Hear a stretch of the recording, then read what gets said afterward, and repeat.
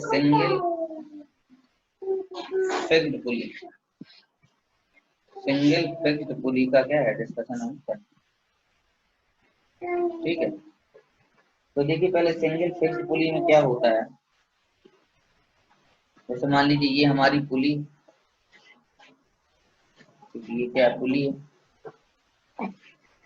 और इस पुली में यहाँ पे ये स्ट्रिंग, ये स्ट्रिंग, और इस स्ट्रिंग में मान लीजिए यहाँ पे क्या है, लोड है। ये क्या हो गया, लोड हो गया, ये लोड है। यहाँ पे आप इसको जो है,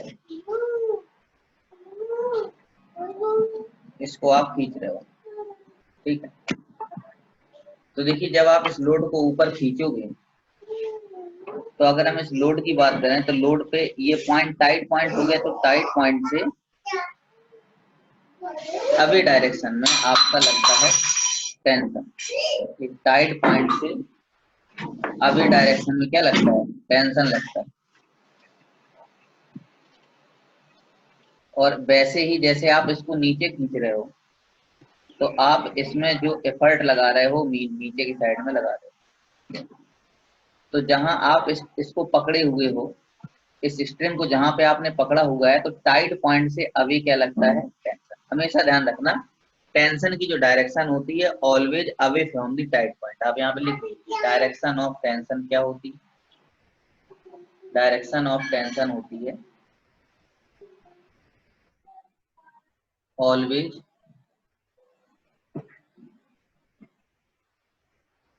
away from the tight point. Tight point से क्या रहती है, हमेशा अवे रहती है।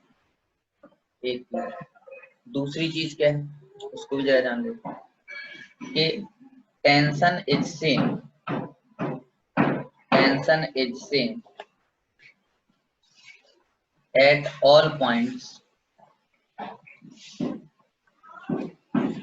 in the string।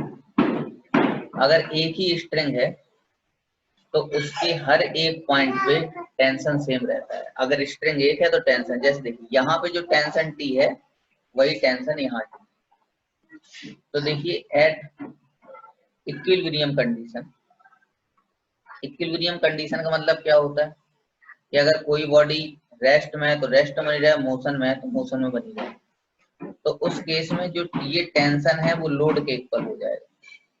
मतलब टेंशन इक्वल टू क्या हो जाएगा, लोड हो जाएगा।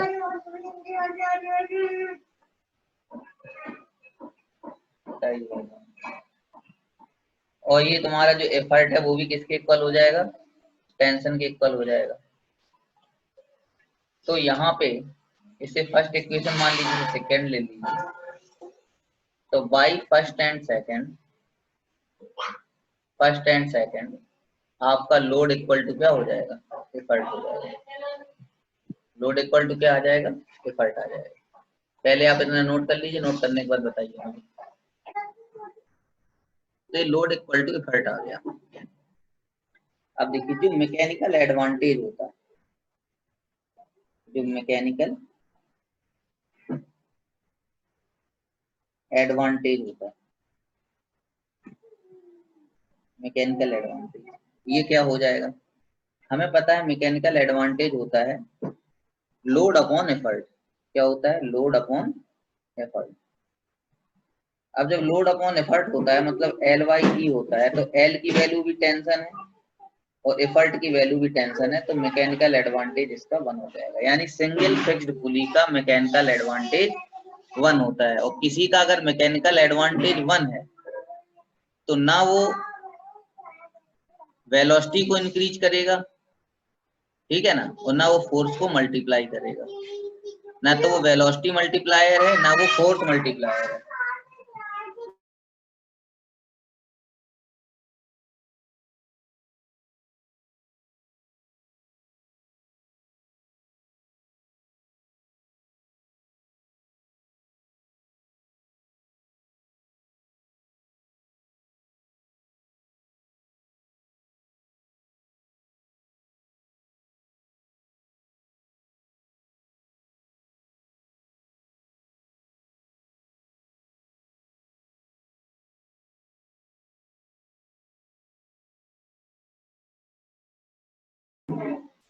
तो ये ना तो ये वेलोसिटी मल्टीप्लायर है और ना आपका ये फोर्स मल्टीप्लायर। तो मैकेनिकल एडवांटेज अगर इनका 1 है तो दिस इज ओनली क्या डायरेक्शन चेंजर है। क्या है? डायरेक्शन चेंजर है। ठीक है, तो मैकेनिकल एडवांटेज इसका समझ में आ गया। इसके बाद अगर हम बात करें इसी में वेलोसिटी रेशियो की, किसकी बात करी जाए? Velocity ratio. अगर हम वेलोसिटी रेशियो की बात करते हैं तो वेलोसिटी रेशियो होता क्या, पहले तो ये जानना है। तो वेलोसिटी रेशियो हमारा हमने बताया था कि आपको डी बाई डी एल होता है, मतलब displacement by effort and displacement by load. अब आप एक बात बताइए, पुली आपकी ये है, जब आप ही लोग बताएंगे तभी हम मानेंगे। ये आपकी पुली है, ये आपकी क्या है? पुली है। इस पुली में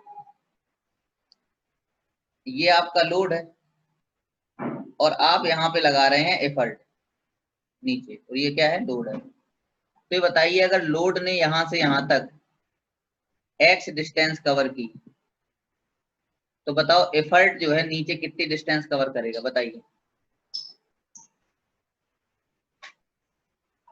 बताइए, अगर लोड ऊपर एक्स डिस्टेंस जाएगा तो एफर्ट कितना आएगा नीचे? दिव्यता बताइए।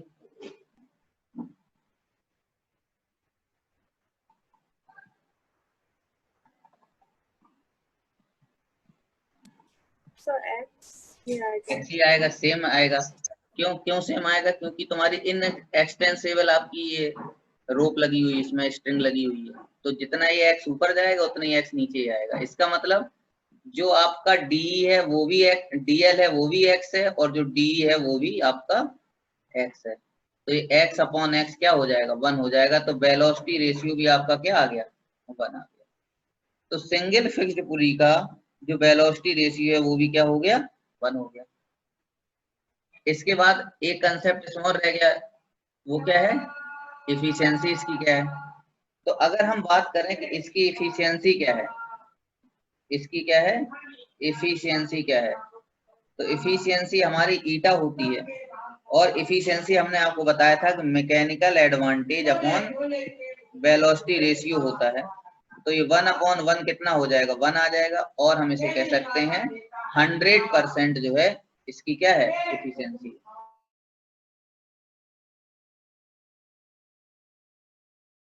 इसकी एफिशिएंसी कितनी हो गई? 100%। तो यानी कि सिंगल फिक्स्ड जो पुली होती है उसकी एफिशिएंसी कितनी होती है? 100% होती है। अब देखिए अगला टॉपिक डालिए जरा। अगला टॉपिक है सिंगल मूवेबल पुली। तो पहले तो इसकी डेफिनेशन लिखिए, होती क्या है। देखिए मूवेबल पुली में क्या है कि जब हम फिक्स पुली की बात कर रहे थे तो हमने कहा था ऐसी पुली जिसकी एक्सिस ऑफ रोटेशन फिक्स हो, और सिंगल मूवेबल पुली का मतलब हो जाएगा जिसकी एक्सिस ऑफ रोटेशन क्या हो? मूवेबल हो। ठीक है, तो पहले इसकी डेफिनेशन लिखिए। a pulley whose axis of rotation whose axis of rotation whose axis of rotation is movable whose axis of rotation is movable is called movable pulley। movable जिसकी एक्सिस और रोटेशन क्या हो? मूव करती हो। जैसे देखिए कैसे मूव करती हो, कैसी हो, जरा वो भी देख लेते हैं। तो जरा इसको समझने की कोशिश करते हैं। जैसे मान लीजिए ये हमारी पुली है और इस पुली में हमने यहाँ पे लोड लगा दिया, ये हमारा लोड है, और इस पुली का एक कनेक्शन हमने ऐसे करके हुक के थ्रू कर दिया, और हम एफर्ट ऐसे लगा रहे हैं इधर ऐसे। तो जब आप एफर्ट इधर लगाओगे तो ये पुली फिक्स नहीं है। अब ये पुली ऊपर नीचे जा सकती है, इसका motion up and down direction में हो सकता है, दोनों डायरेक्शन में इसका मोशन हो सकता है। ठीक है, ये सिंगल मूवेबल पुली है। आगे बात समझ। तो पहले इसको आप नोट कर लीजिए, फिर इस पर डिस्कशन करना शुरू करते हैं। अब देखिए यहाँ पे मैं बात करूं तो इधर पे देखो, जहां पे पुली के एंड पॉइंट होते हैं इनको हम टाइट पॉइंट मान के चलते हैं। ये एंड पॉइंट हमेशा टाइट, क्यों टाइट पॉइंट मान के चलते हैं? क्योंकि हमेशा पुली में ये फिक्स रहते हैं, मोशन जरूर करेंगे लेकिन इतनी स्ट्रिंग इसके ऊपर जरूर रहेगी। तो अगर मैं बात करूं यहाँ पे, अब ये एफर्ट ऊपर की तरफ है, तो यहाँ टेंशन की अगर हम बात, पहले अगर हम पुली की बात करें तो पुली वाले में ये एफर्ट ऊपर लग रहा है, तो इस पे देखा जाए तो टेंशन एक इधर टी लगेगा ये, और एक टेंशन टी कहाँ लगेगा? इधर लगेगा। ठीक है, ये किसके लिए देख रहे हैं? पुली के लिए। अगर आपको यहाँ समझ में नहीं आ रहा तो ऐसे समझो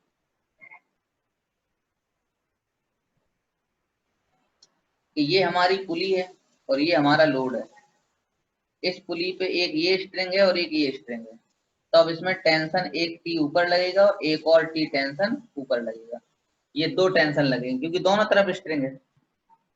तो जब दोनों तरफ स्ट्रिंग है तो ये तुम्हारी लोड की वैल्यू है वो 2 टेंशन के बराबर आ जाएगी, मतलब टेंशन का ट्वाइस हो जाएगा।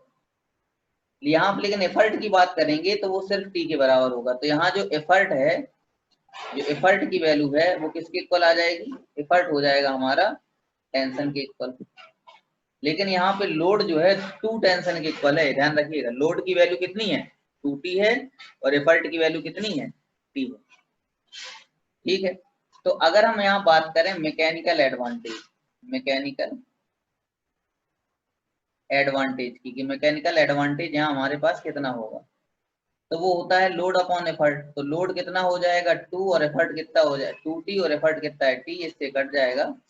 तो जो मैकेनिकल एडवांटेज है वो हमारा 2 निकल के आ जाएगा, यानी यहाँ मैकेनिकल एडवांटेज 2 है।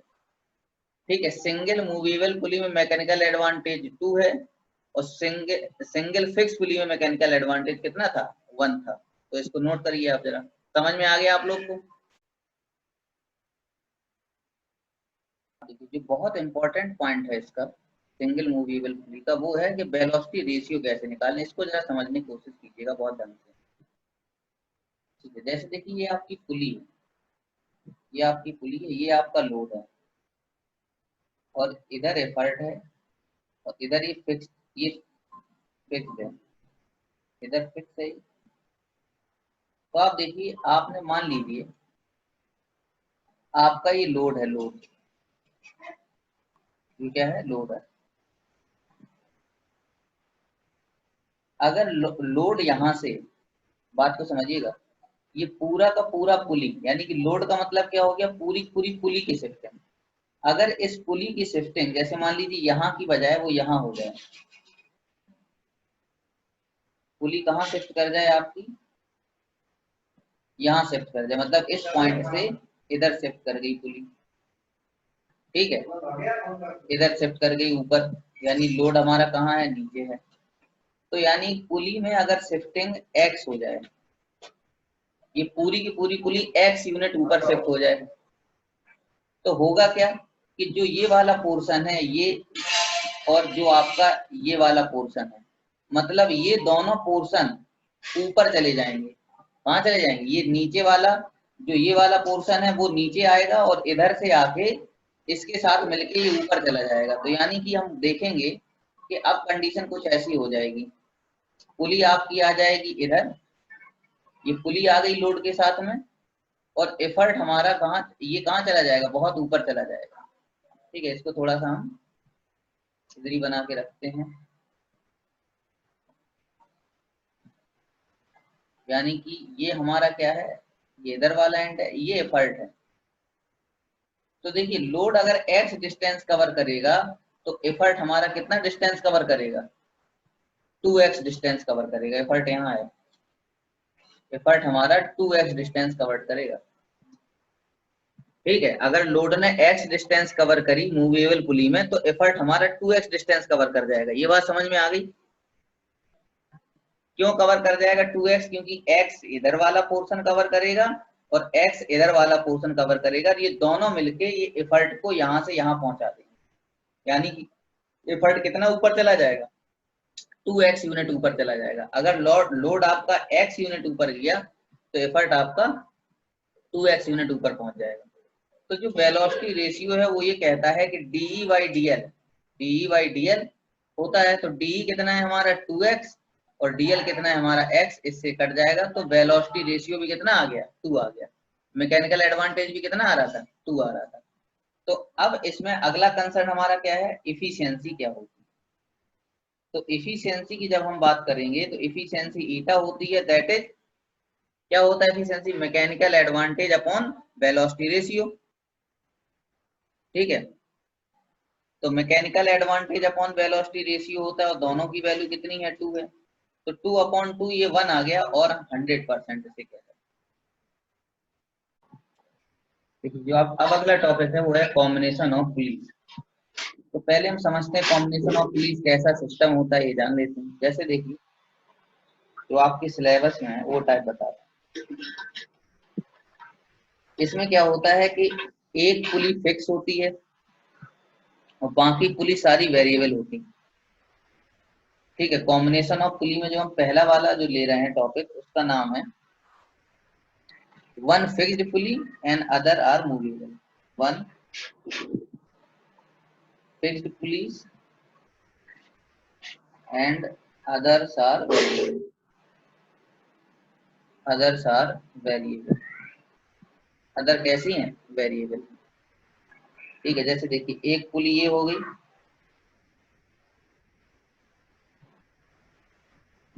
ठीक है, और इसी में लोड है, इधर क्या लगा हुआ है, लोड लगा हुआ है, ये लोड है। फिर एक पुली आपकी ये हो गई,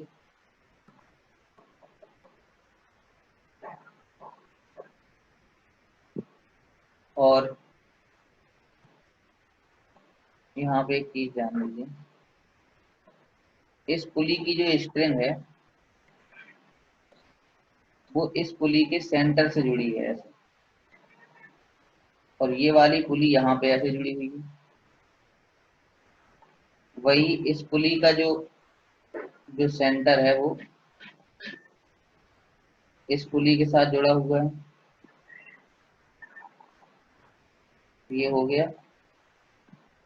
और इधर जो है एक फिक्स्ड पुली है,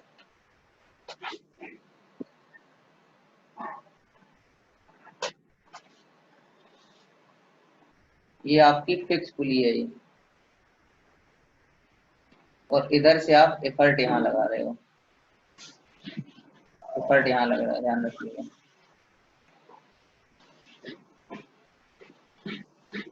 एफर्ट हम यहाँ लगा रहे हैं। ठीक है, ये हमारे पास में ए बी सी डी, ये ए पुली हो गई, ये बी पुली हो गई, ये सी पुली हो गई और डी पुली है। यहाँ पे देखिए आप, जो आपकी डी पुली है ये फिक्स्ड पुली है, और जो आपकी ए कॉमा बी कॉमा सी पुली है ये वेरिएबल, यानी कि मूवेबल कह सकते हो। हमने यहाँ वेरिएबल लिख दिया, आप यहाँ आप मूवेबल लिख दो, मूवेबल ज्यादा बेटर। तो ये कैसी हो गई, मूवेबल हो गई ये सारी। ए बी सी मूवेबल है और डी आपकी क्या है, फिक्स है। ठीक है, डी आपकी क्या है, फिक्स पुली है। आगे बात समझ। तो इसे पहले आप नोट कर लीजिए, नोट करने के बाद बताइए मुझे। तो इसको समझिए जरा अब क्या है इसमें। यहाँ पे एक बात ध्यान रखिएगा कि यहाँ पे पुली अलग अलग हैं, स्ट्रिंग अलग अलग हैं। इसमें 3 स्ट्रिंग है, ठीक है, इसमें कितनी स्ट्रिंग है, 3 स्ट्रिंग है। तो 3 स्ट्रिंग है तो स्ट्रिंग अलग अलग है, तो टेंशन भी सबके क्या होगा, अलग अलग होगा। ठीक है, हमने क्या कहा था, एक स्ट्रिंग में टेंशन सेम होता है, और अगर जो है स्ट्रिंग नंबर ऑफ स्ट्रिंग्स बढ़ जाएंगी या अलग अलग हो जाएंगी स्ट्रिंग्स, तो आपका क्या हो जाएगा, टेंशन सब पे अलग अलग हो जाएगा। जैसे देखिए इस वाली पुली पे, इस वाली पुली पे टेंशन अगर T1 है, तो ये पुली पूरी यहाँ से यहाँ तक है, तो यहाँ भी टेंशन क्या रहेगा, T1 रहेगा। इधर टेंशन आपका बदल जाएगा, T2 हो जाएगा, और कहाँ तक T2 रहेगा, इस पॉइंट तक। यानी यहाँ भी हम क्या लिख सकते हैं, T2। और यहाँ पे टेंशन T3 हो जाएगा, इधर भी T3 रहेगा, ठीक है ना, और इधर भी क्या रहेगा, इस एफर्ट के अकॉर्डिंग T3 इसका यहाँ भी रहेगा। तो यहाँ पे अगर आप देखोगे जो एफर्ट है वो T3 के इक्वल है। एफर्ट की वैल्यू कितनी है, T3 है। यहाँ पे ध्यान दीजिएगा, और यहाँ पे आप देखोगे कि ये दो T1 मिलके, एक T1 ये और एक T1 ये, दोनों T1 को मिला दिया जाए तो वो किसके इक्वल हो जाएगा? लोड के इक्वल हो जाएगा। तो T1 की वैल्यू हो जाएगी लोड डिवाइडेड बाई 2। अब देखिए जरा यहाँ पे, अगर आप इसे और इसे मिला देते हो तो वो किसके इक्वल आ जाएगा? T1 के इक्वल आ जाएगा। तो जो तुम्हारा 2T2 है वो सिर्फ T1 के इक्वल है, तो T2 की वैल्यू क्या आ जाएगी? T1/2 हो जाएगी। T1 की वैल्यू ऑलरेडी L/2 है, तो ये L/2 स्क्वायर आ जाएगा। अभी हम सेकंड पुली तक पहुंचे हैं। जब हम थर्ड पुली पे जाएंगे, यानी कि ये फॉर पुली सी, फॉर पुली सी की बात करेंगे, तो सी में क्या है? ये दोनों T3 मिलके इस T2 के इक्वल हो जाएंगे। तो ये T3 इक्वल टू क्या हो जाएगा? T2। तो T3 इक्वल टू आ जाएगा T2/2। तो T2 की वैल्यू L/2 स्क्वायर इंटू 1/2, तो L/2³ हो जाएगा। ये L क्या हो जाएगा? 2³ हो जाएगा। ये T3 हो जाएगा। तो T3 की वैल्यू L/2³ होगी और T3 हमारा देखिए एफर्ट है। तो आप जब देखेंगे कि जो एफर्ट की वैल्यू है, ध्यान समझिएगा,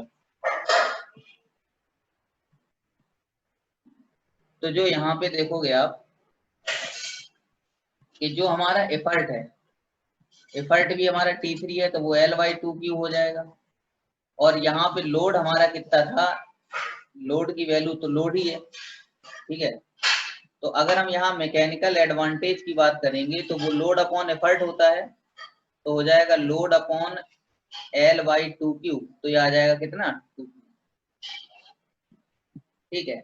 इसका मतलब क्या हुआ कि जितनी हमारी मूवेबल पुली है, जैसे नंबर ऑफ मूवेबल पुली यहाँ कितना है? 3 है। यहाँ पे नंबर ऑफ मूवेबल पुली कितनी है? 3 है। ये मूवेबल पुली कितनी है हमारी? यहाँ पे 3 पुली है, ठीक है। तो इसका मतलब जो यहाँ पे 2 की पावर रहेगी वो 3 हो जाएगी। तो जितनी नंबर ऑफ मूवेबल पुली होती है उतनी ही पावर हो जाती है मैकेनिकल एडवांटेज।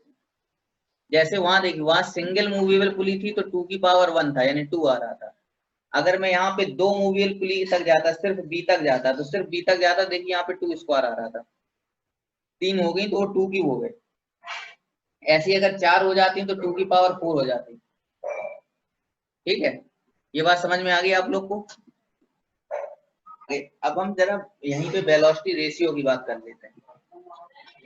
तो देखिए मूवेबल पुली में होता क्या है, बेसिकली फंडा क्या है कि अगर ये लोड x ऊपर जाएगा तो ये वाली स्ट्रिंग है ना, ये 2x ऊपर जाएगी, और जो आपकी ये वाली स्ट्रिंग है ये 4x ऊपर जाएगी, और जो ये वाली स्ट्रिंग है वो 8x ऊपर जाएगी।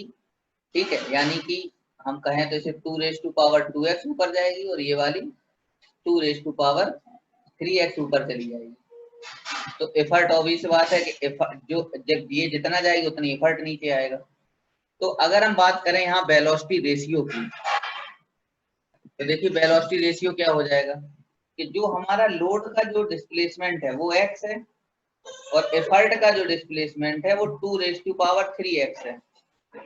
तो वेलोसिटी रेशियो हमारा क्या हो जाएगा? 2⁻³ अपॉन x, इससे कट जाएगा। तो वेलोसिटी रेशियो हमारा 2⁻³ आ जाएगा। ये वेलोसिटी रेशियो निकल के आ गया। तो हमारा जो ईटा होता है, इफिशियंसी होती है, तो इफिशियंसी हमारी क्या निकल के आ जाएगी? इफिशियंसी होगी mechanical advantage upon velocity ratio. तो ये हो जाएगी 2⁻³ अपॉन 2⁻³ दैट इज 1 और 100%। ठीक है।